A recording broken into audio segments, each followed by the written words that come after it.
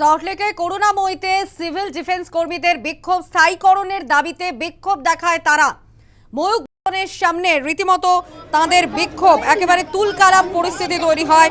পুলিশের সঙ্গে রীতিমতো ধস্তাধস্তিতে জড়িয়ে পড়ে বিক্ষোভকারীরা, রাস্তায় বসে পড়ে বিক্ষোভ দেখায় তারা।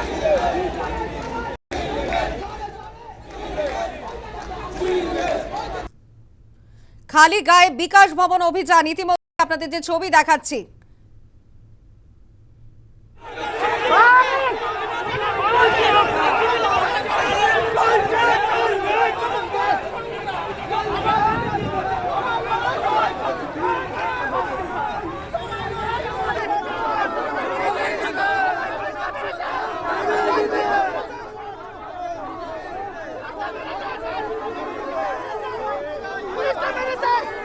আপদ মিত্রদের মাসে 30 দিন কাজ, অবসরের ঊর্ধ্বসীমা 60 বছরের ঊর্ধ্বসীমা দাবি, এমনই দাবিতেই বিকাশ ভবন অভিযান।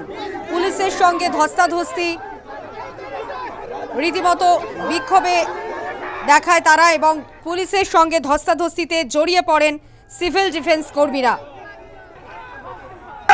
বিভিন্ন দিনের দাবি আমরা বিকাশ ভবন ঢুকবো, আমাদের বেরোতে রাস্তা বলে বেরোতে, আমরা আজকে অনেক দিন যাবত রাস্তা পরে আছি, আমাদের কোনো কথা শোনা হয়নি, আমাদের কোনো দাবি মানা হচ্ছে না।